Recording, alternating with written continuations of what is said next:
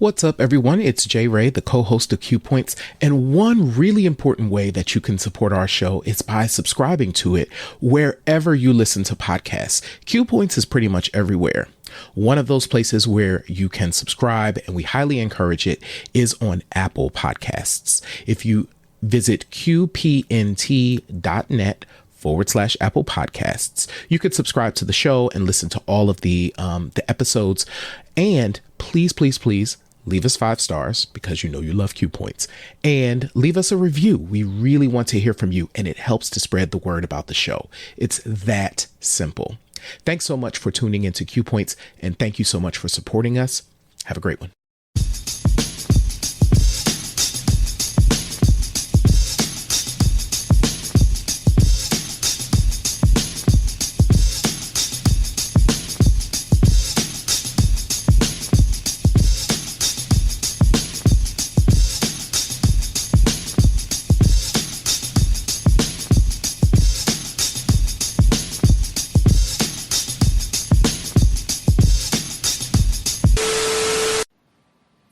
Hey, yo, check 1 2 1 2. You know how we do.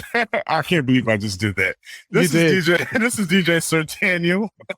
Yo, what's up, everybody? I'm Jay Ray, sometimes known by my government as Johnny Ray Cornegay the Third.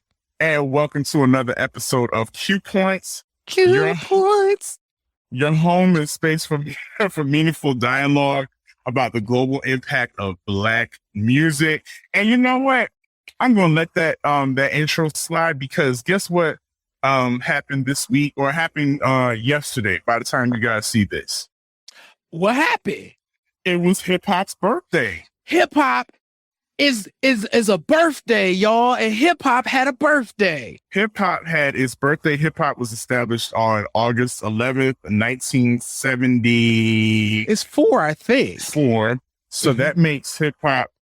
No, I think it's 1973. Is it 73? Okay, 73. yeah, it might be 73. Okay, I knew it was 73 or 74. But hip hop is like 48 years old. Listen, hip hop is our big brother. It is, literally. August 11th, 1973, 1520 Cedric Avenue in the Rec Center. Mm-hmm. Kool Herc, DJ Kool Herc. DJ Kool Herc, the legend.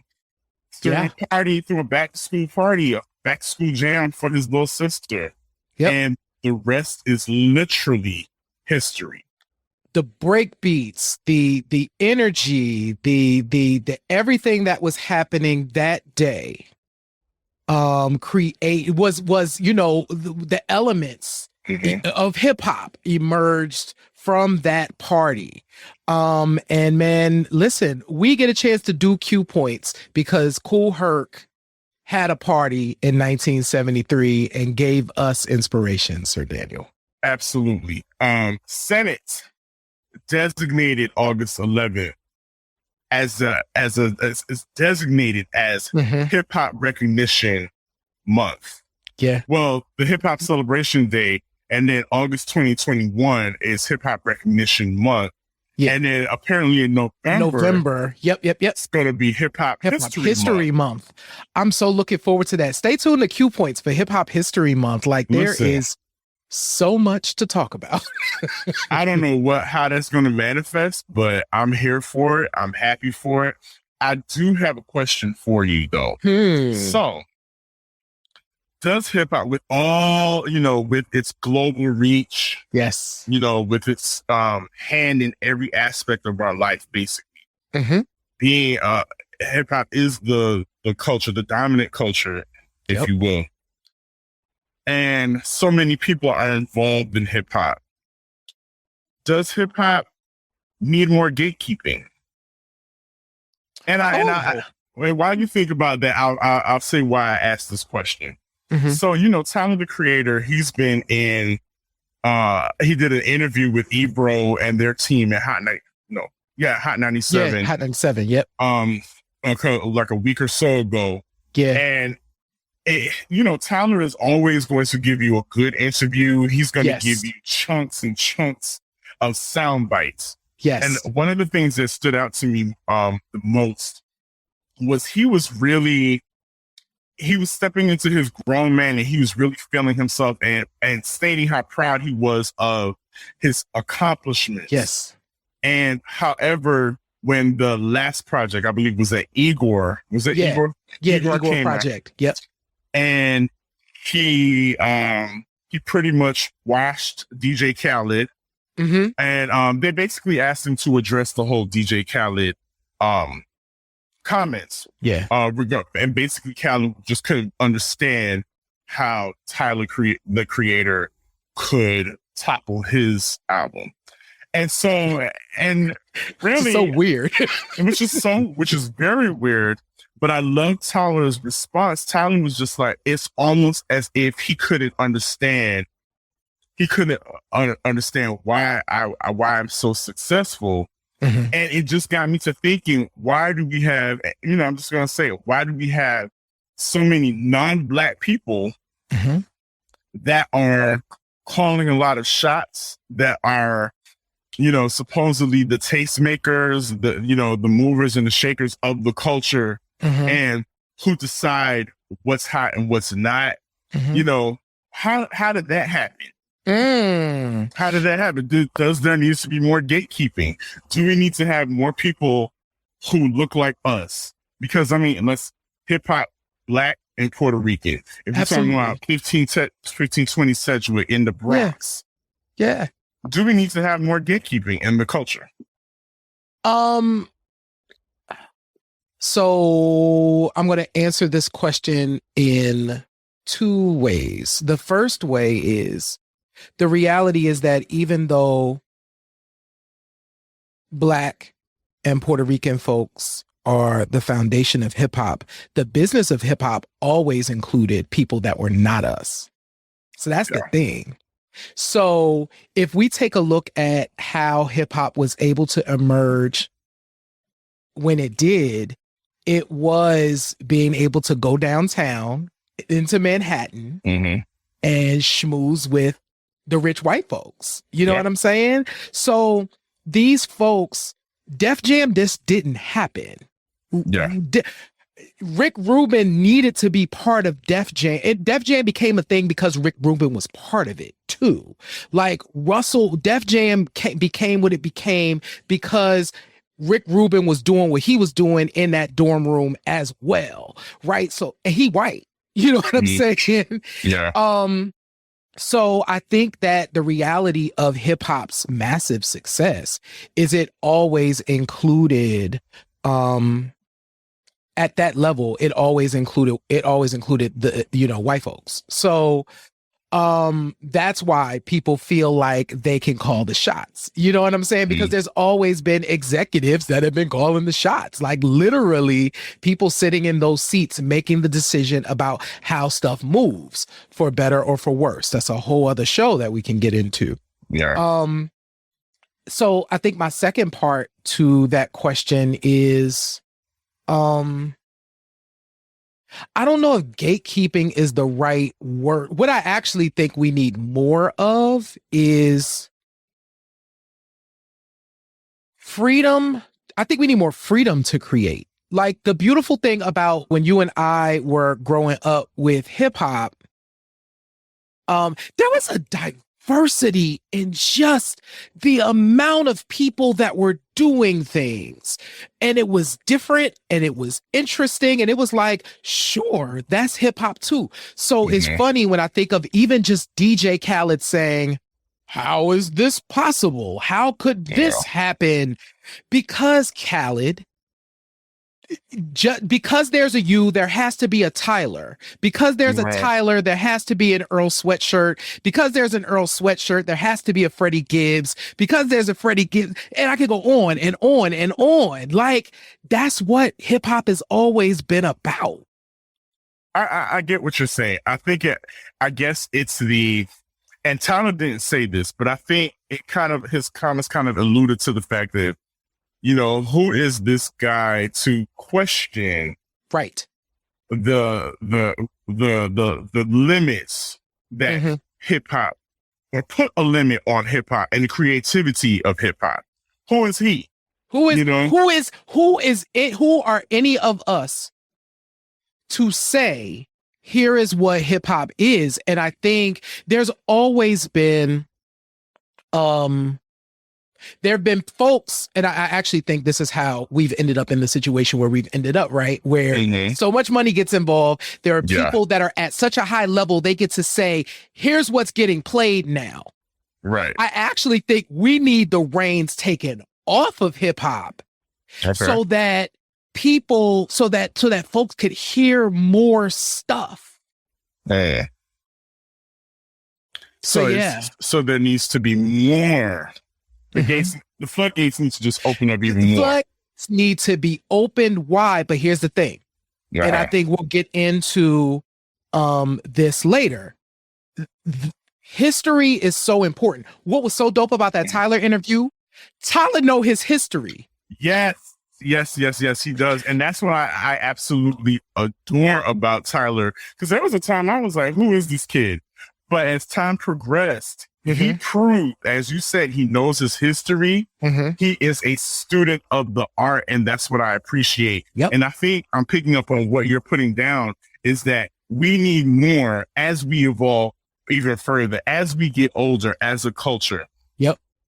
We can't forget about the history. We can't forget about the foundation and what it actually took. I think, okay, I agree with you. Yes, we need more. But we need quality control. Quality control. But I think the quality control comes from the audience. Like that was the thing back in the day, right? We get the opportunity as an audience to say what's hot. There was joints that came out when we were kids that was booty, right? There were joints that came out when we were kids that were booty that went to number one. And then we get to talk about that on Q Points and say, well, that happened because somebody in an executive seat said, this is the thing that you need to be hearing. Right. So, but I think it comes back to the audience being invested and educated in music. Not just even hip hop. Like that's the other thing about Tyler. He was talking about like, I like music. Like I study music. I get musicality. The audience are the people who need to like, that ain't it. Like to decide that ain't it or that's it. Because the corporations will use, as we've done in our other shows, they'll use try to force a face on you. You know, they'll try to force an informer, a Snow on you because they believe that they know what's best. So, and according to what J. Ray is saying, the biggest flex is for us to do our own quality control and speak up. And I guess nowadays, back in our day, it was we would talk with our money. On what we purchased. Nowadays, I guess it's talk with your streams. Talk with your streams, man. Just don't stop streaming these artists. Like, just stop. There are people who say with regard to reality shows, stop making stupid people famous. Stop making whack rappers popular. Just stop. Just stop. Matter of fact, go stream that. All of De La Soul's catalog. Go stream all of De La Soul's catalog because they have ownership of their masters and they are going to be dropping those records. The Tommy Boy, the old Tommy Boy stuff will come out and y'all can hear it. Y'all can hear it and you can drive it up the charts. Drive it all the way to the top and let corporate America know that you know the deal and you know what's real. I keep rhyming tonight. I guess I got it's hip hop's birthday. What what more can I say? And what more can I say? I keep doing it. I'm not even trying. But as we have births, we also have deaths.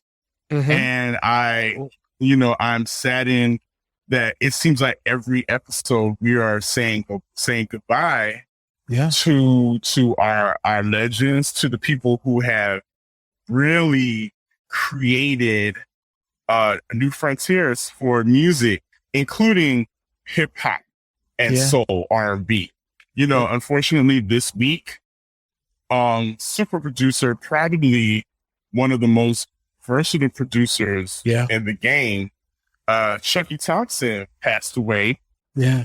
And again, such a young age, at the early age of 53. 53, man.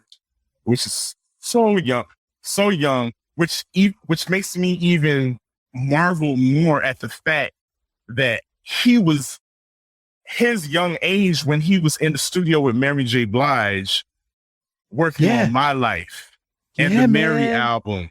He was one of the original producers in the Bad Boy Camp. He's one of the hitmen. He was one of the hitmen. He got to start with Chuck Brown. He was a DC native banging the congos with Chuck Brown. I mean, you can't, musicianship like that just doesn't come along anymore. No, like he literally comes from, the 90s were the not the final frontier of that, but there is a distinct difference between the producers that kind of came through the lineage of the 70s, 80s, and into the 90s with people like a Chucky Thompson and Stevie J and Mario Winans, all of them folks is in there. The Track Masters, all of them is in that kind of lineage.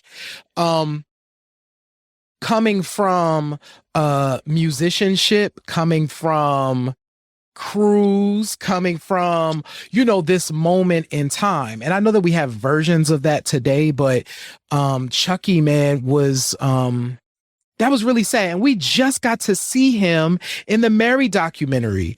I was so happy to see him in that documentary. And I'm glad that we got a chance to at least celebrate him for, people who probably didn't know, got a chance to be like, oh, that's the guy that was producing. And so the rumor, by the way, for that record, for the My Life record specifically, is that Chucky produced that record for free.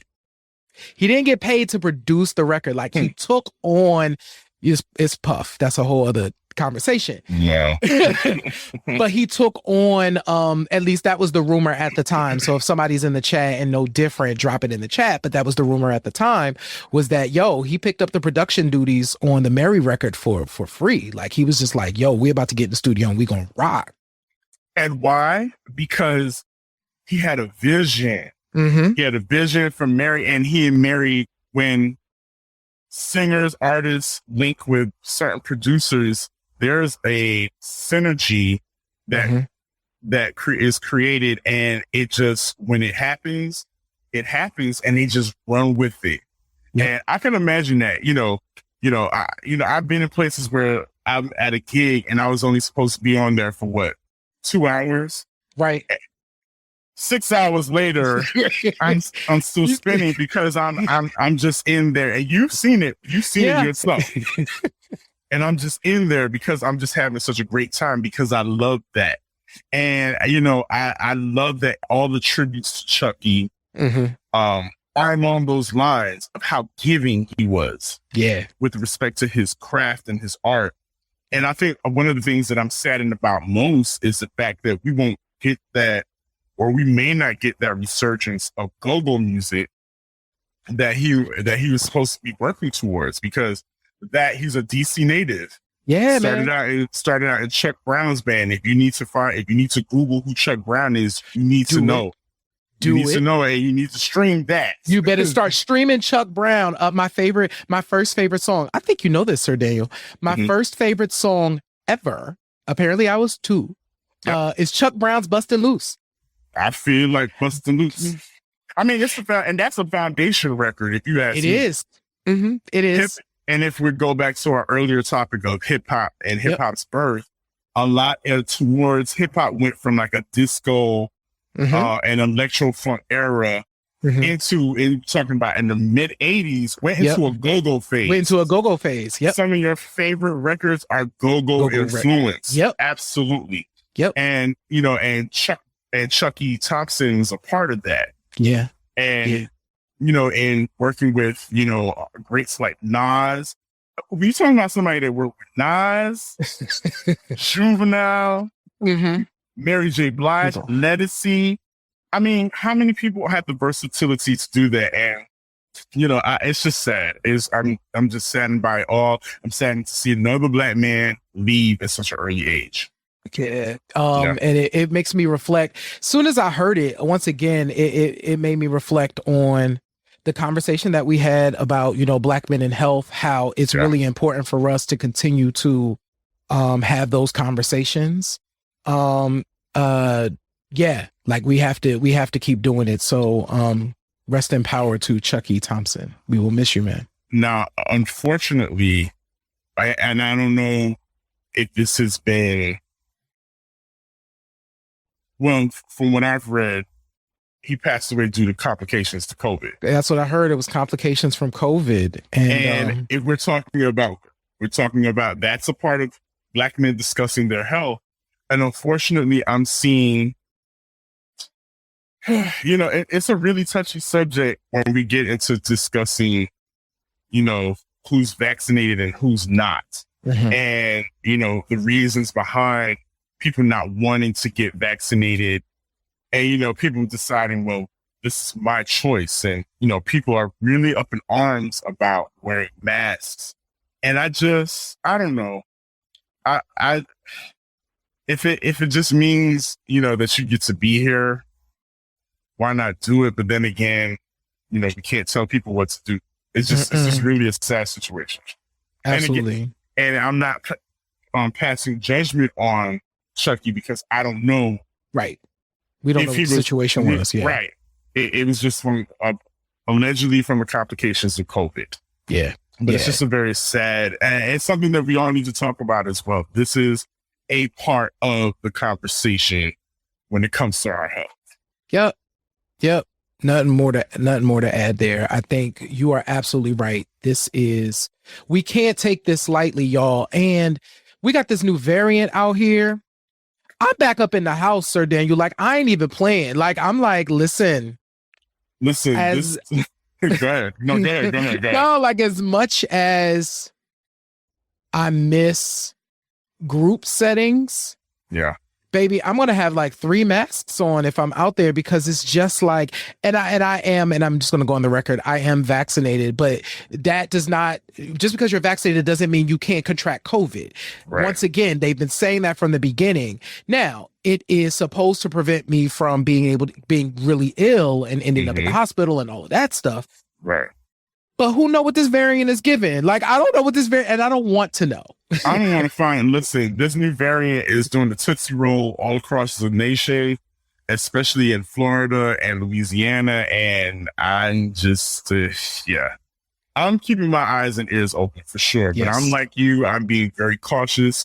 I'm still living, but I'm being very cautious as well. I'm on the record. I'm vaccinated as well. Been vaccinated for a while now too. So I don't know. Knock on wood. I'm praying. Whatever you, our viewers, whatever you choose to do, I just pray that you stay safe and use your mind, use your heads while you're out there. Yes.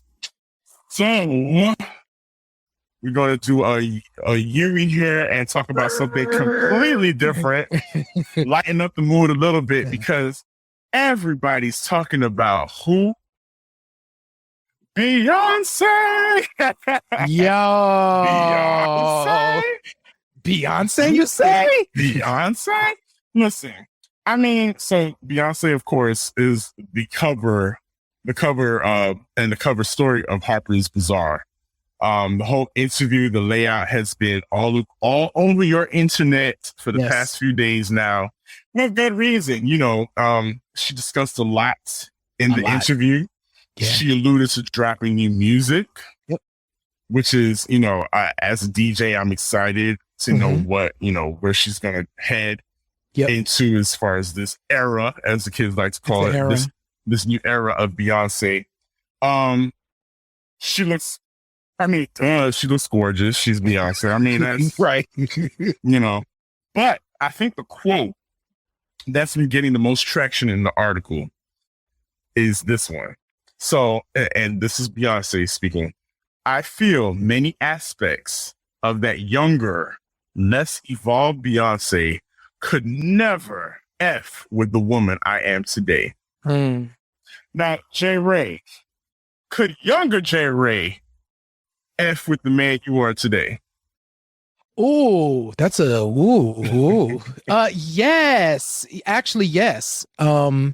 Younger J. Ray could the younger J. Ray. I think the the beautiful thing about where I am at this moment in my life, and it's funny that that quote from Beyonce was there. I think that I think I'm being the person I wanted to be at my core when I was younger. Now, like I'm living that now. I think everything that I did between like 25 and like 37 was a departure from what my truth was. Okay. And so I do think that my younger self will be like, yeah, now my younger self will be like, you need more coins though. Like you should have figured that out. Yeah. But other than that, I do think that my younger self could get with who I am today, because I think I'm more that person. I'm more my 20-year-old self at 44. Wow.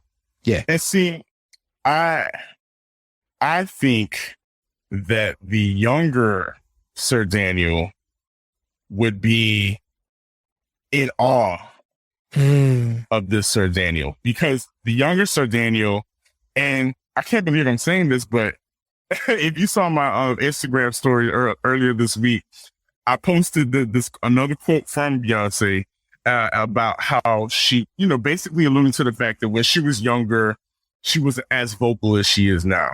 Yeah. And I related to that. I related to that.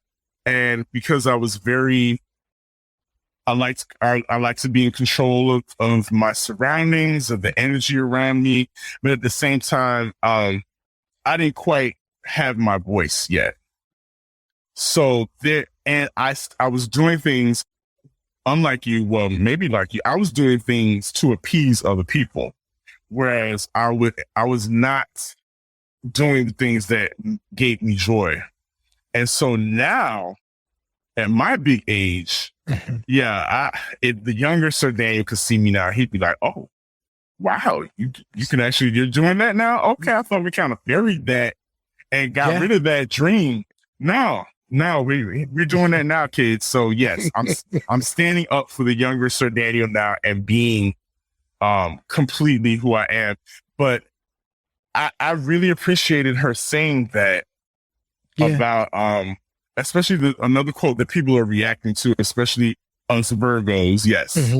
That people are having an attitude now because they're like, every Virgo is using that Beyonce quote now to justify their behaviors. But it's a very true thing. A lot of us are reserved because those sides aren't necessarily there for everybody to see. Those are sides that if we deem you, and it may sound, full of myself or any other Virgo self, but if we deem you worthy, or if we feel not even worthy, if we feel safe around you, and that's major. If we feel safe around you and allowing you to see past that iron curtain, you get to see that kind of stuff, and that's for you. It's not for everybody. And so I think what I just really appreciate her evolution. She's part of that generation. She's about to be 40. Yep. She's about to be 40.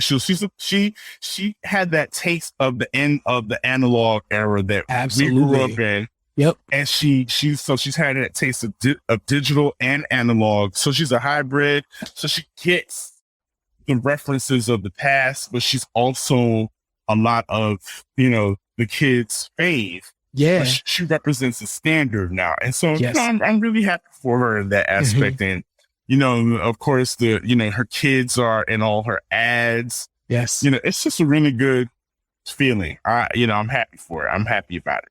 Yeah, no, I agree with you.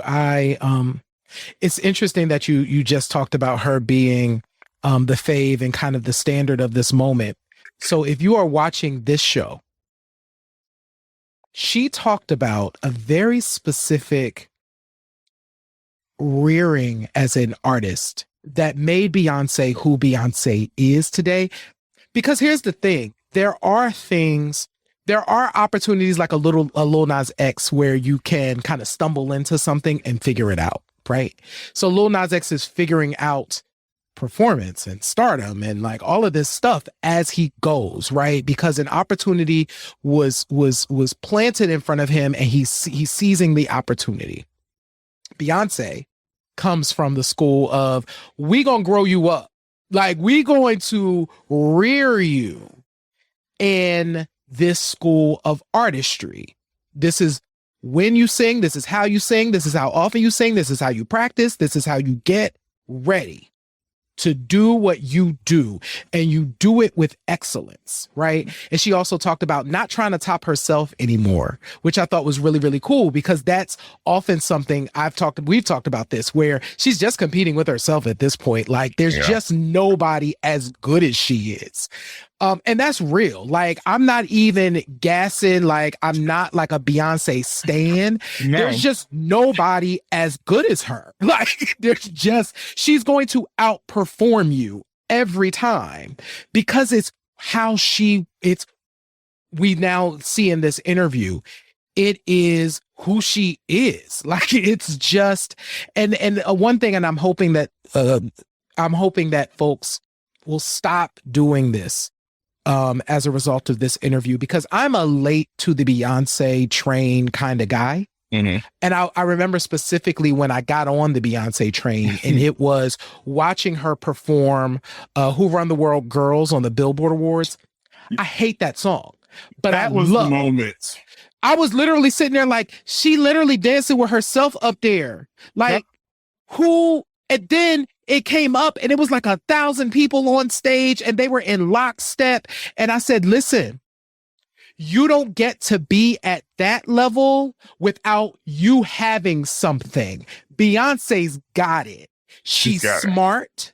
She's really good. And so when she talked about, starting her production company and all of that stuff, what I want us to start honoring is Beyonce, the businesswoman. And I think people want to put her into, like, it's hard for, and I think we do this to women a lot. We want to put them in, they're being controlled, or there's, she has a team and she doesn't come up with her own stuff, and, she's whatever. And yes, she has a team, and they're a crack team. And she talked about that team because she built that team. Absolutely. When you're good at what you do, you build the team of people around you who can get you to the next phase. She did that because she decided really early what kind of career she wanted. Mm-hmm. And knew and knew what types of things having that sort of career required. And what that brought back for me is, remember we talked about the infamous elevator incident and how people were like, Beyonce was just kind of standing there when we were looking at the thing. Because when you can see 5 steps ahead, yep, she couldn't have reacted because she knows what career she wants, and her reaction to that moment could have changed her direction. Yeah. And so she had to not only emotionally deal with that, she had to physically make a choice, because the woman knows exactly the career that she wants to have. That's remarkable. She knows what career she wanted, and she has mastered this industry of social media, mm-hmm. and just media in general. I would, if you speaking of the elevator incident, I wouldn't be surprised if she just stood there because she knew, you know what, it's probably a camera on this elevator. Absolutely. I don't have to do anything. My sister's handling that light work. Yep. So, yep. Because she knew, and probably, and you didn't hear anything about it until the Lemonade project came out, and she kind of alluded to it. And, let everybody else draw their own conclusions.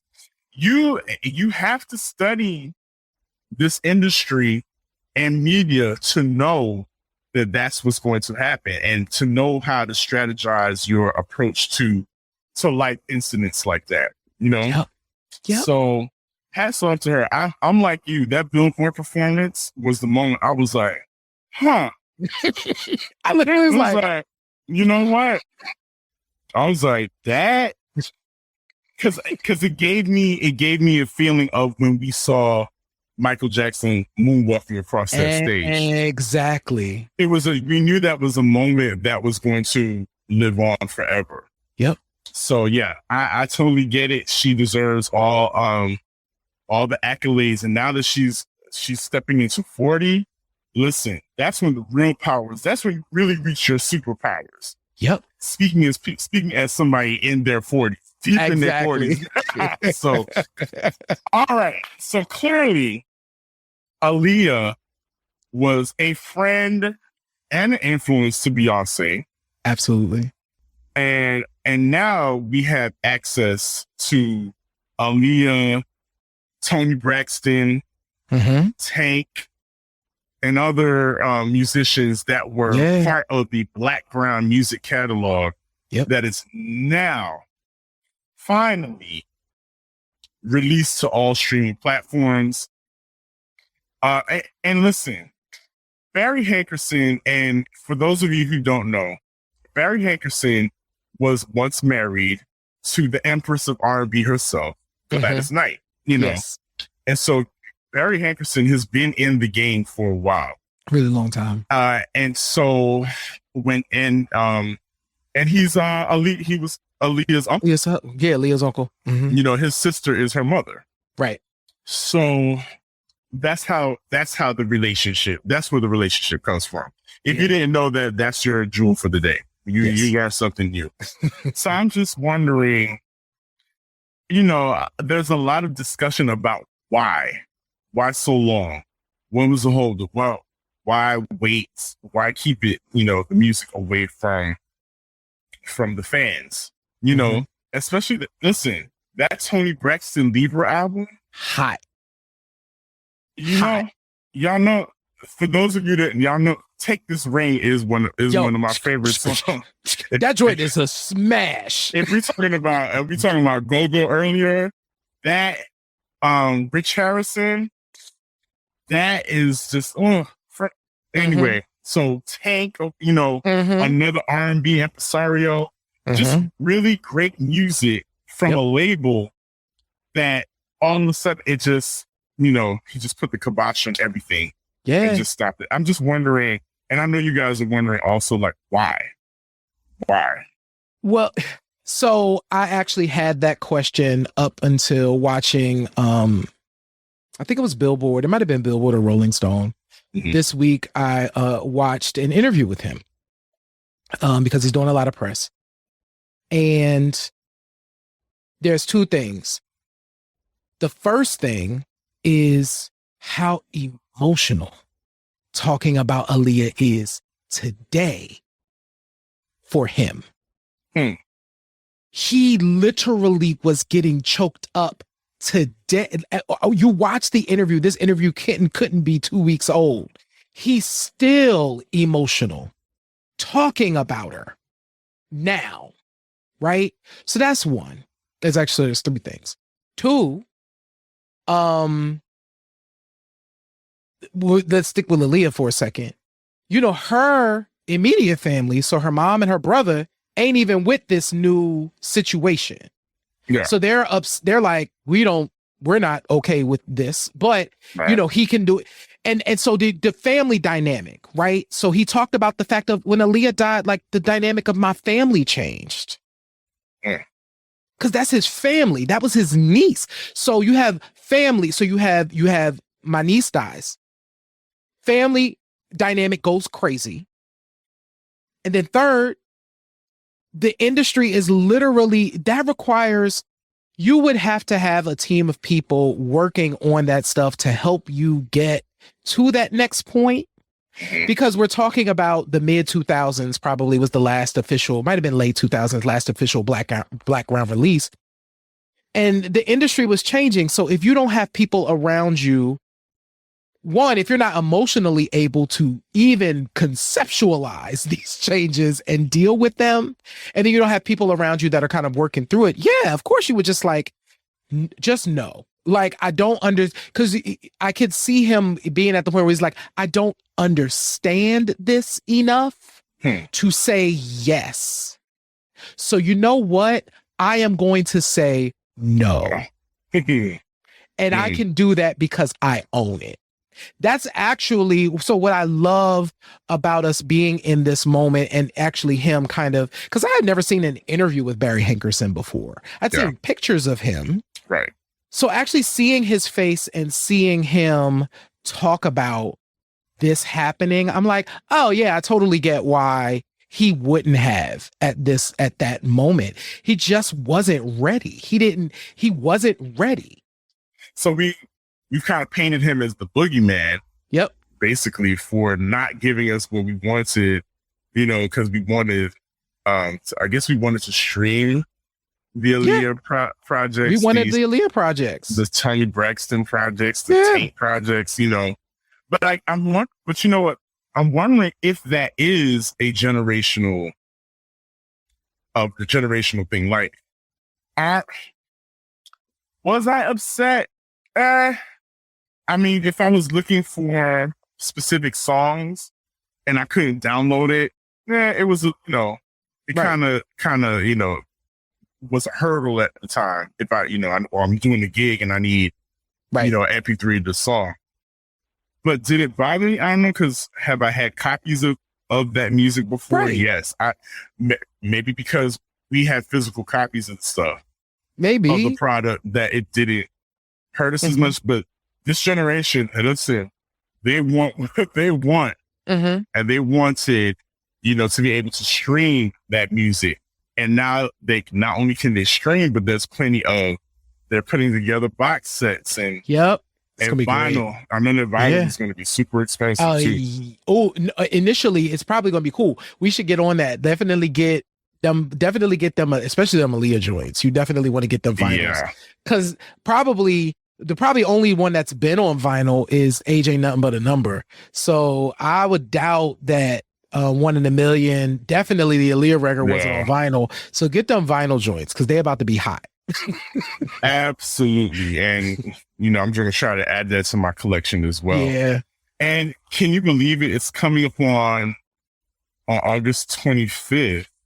It's coming on where 2021 20th anniversary of Aaliyah's death. I still remember that night. And if I could share, well, it was nighttime when I found out, because at the time I was working at a radio station here in Atlanta, pretty popular radio station. And I was coming through the doors, getting ready to do my shift at our sister talk radio station.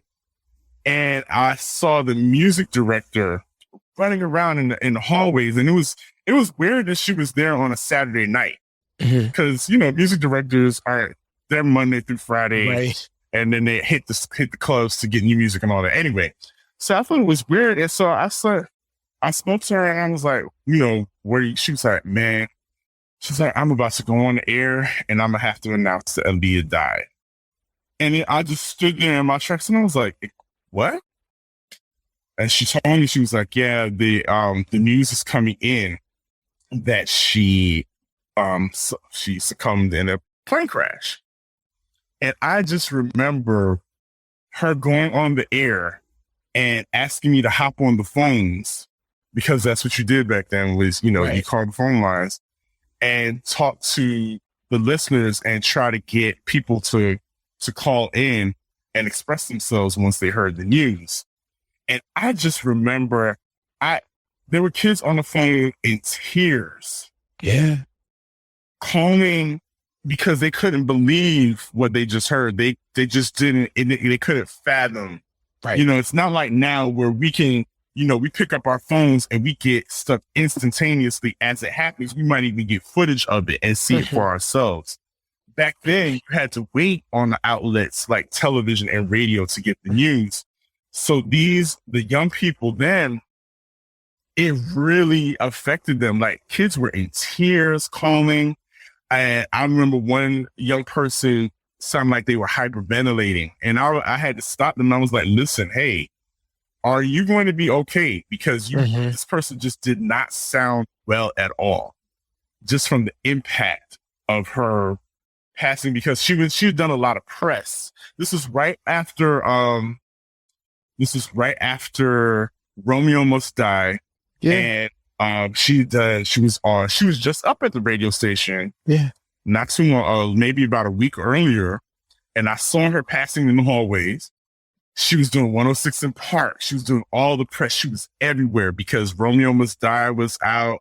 The album dropped, and the Try Again song was super hot.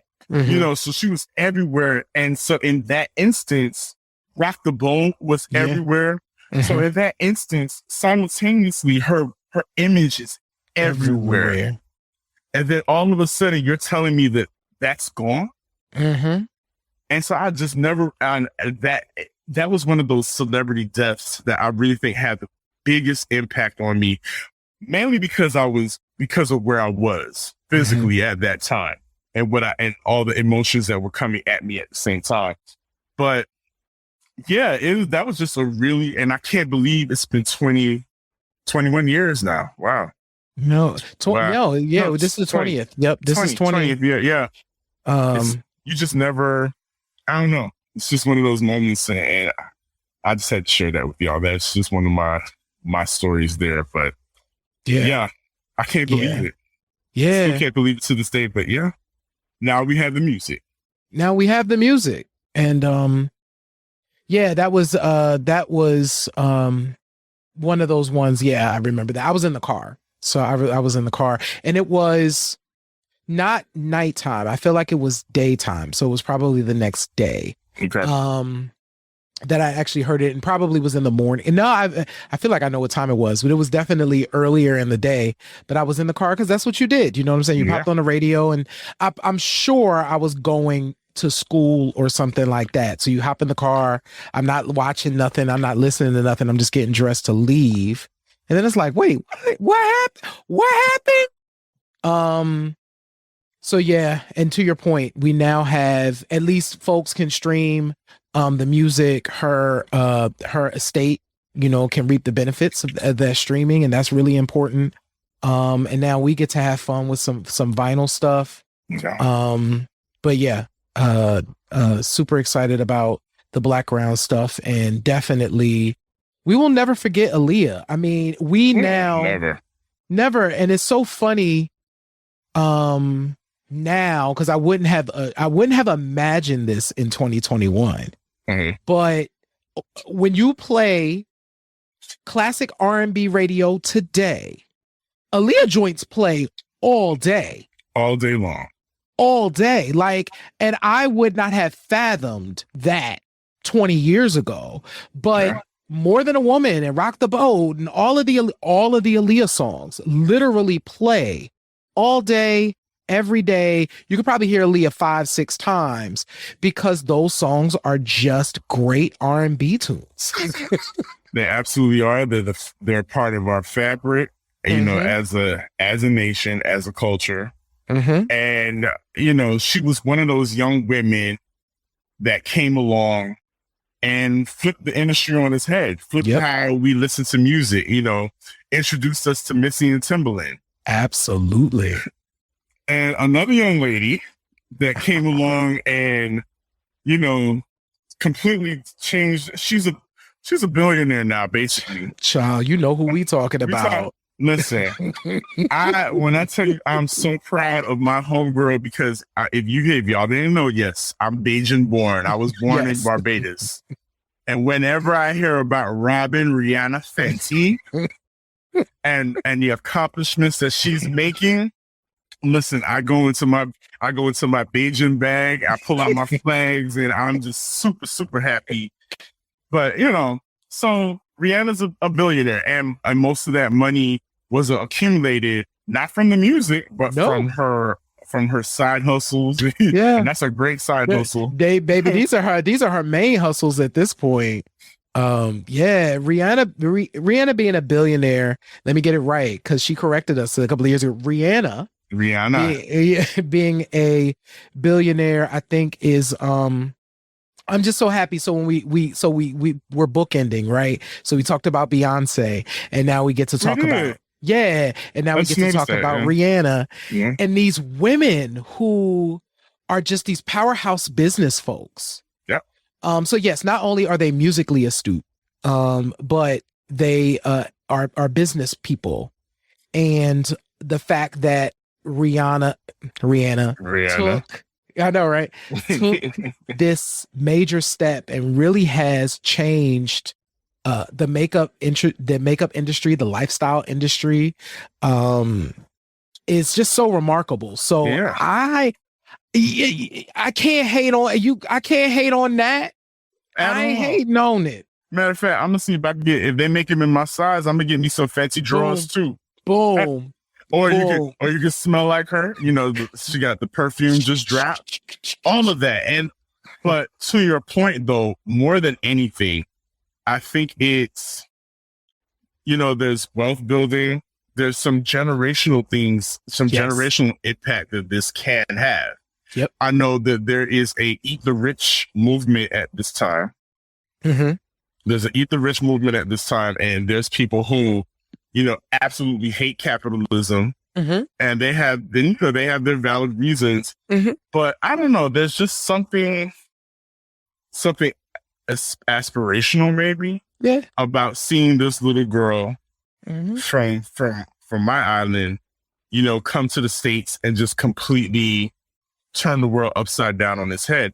Another person, another artist who in the beginning, the music was kind of like, you know, but I don't know, there's something about a haircut and some black hair coloring that could just completely flip the game on top of his head and just turn her into a superstar. But she's another person like Beyonce, and they, you know how they used to try to pit them against each other. Exactly.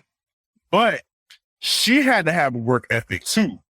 She may not dance like Beyonce, but Rihanna definitely has her own type of work ethic, and it has worked for her. It has worked. Rihanna worked, like, point blank, period. And I will say that I was also intended. Right. Right. I'm not gonna do the thing. I was late to the Rihanna train. Like, I got there at Umbrella. I was like, Umbrella, this is great. I love this song. This song is good. It was a great pop song, whatever. But I think going back to the capitalism thing, I think stuff can be two things. Yes.